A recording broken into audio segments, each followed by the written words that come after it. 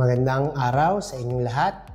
Ako po si Dr. Michael Mapalad, isang General Surgeon, Cancer Surgeon dito po sa Metro San Jose Medical Center. Ang ating pag-uusapan po ay tungkol sa breast cancer. So ano nga ba ang breast cancer? Breast cancer ay uri ng cancer na nagsisimula sa suso na pwedeng mangyari sa mga babae lalo na, pero pwede rin itong magkaroon ang mga lalaki. Ang sanhi ng breast cancer ay nag-uugat sa dalawa. Una ay yung tinatawag na sporadic or nagkakaroon na lamang basta. At yung pangalawa ay yung minamana or hereditary. 60 to 70% ng breast cancer ay sporadic. Ibig sabihin, kahit sinong babae, kahit walang family history, ay pwedeng magkaroon. Yun namang hereditary, ay ibig sabihin nasa lahi talaga nila ang breast cancer. Ibig sabihin din, ang lola niya, tiyahin niya, nanay niya, kapatid na babae, lahat ay meron. So yun yung tinatawag or kinaklasify na hereditary breast cancer. Walang nakakaalam kung sino ang magkakaroon nito. Kaya ating ina-advocate ang mga ganitong activity para tayo maging aware at pwedeng maiwasan or magamot ng maaga ang breast cancer. So ano ang mga sintomas ng breast cancer? Okay, una ay obviously bukol, no? May bukol sa suso, nakakapa.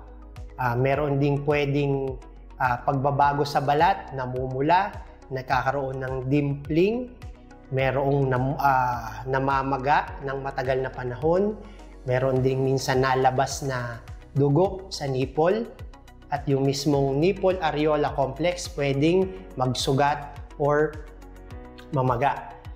Kadalasan, ang sintomas ng breast cancer ay hindi masakit na bukol, no?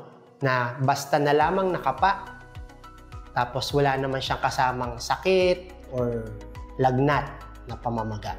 Okay? Minsan din, pag advanced na yung breast cancer, may nakakaparing mga kulani sa kilikili. So, paano natin natitreat ang breast cancer? Ang unang-una at pinaka-importanteng treatment ay ma-diagnose ito ng maaga.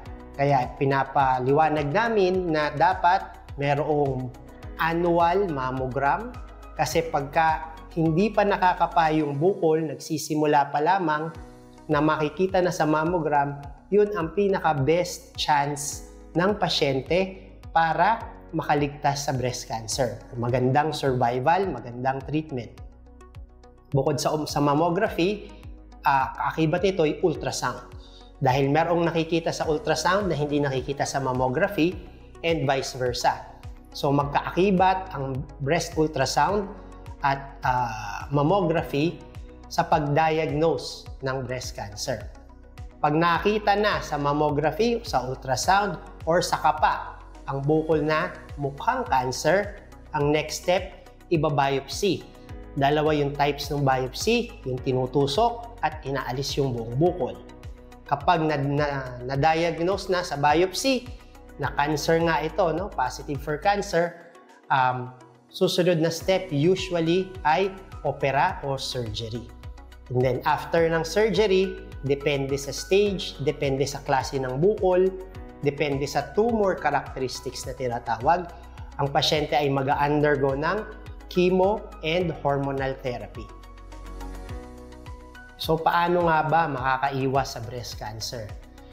Hindi talaga naman makakaiwas ang kababaihan tungkol dito, lalo na ang mga kababaihan, dahil hindi nga natin alam kung sino ang pwedeng magkaroon nito despite a healthy lifestyle.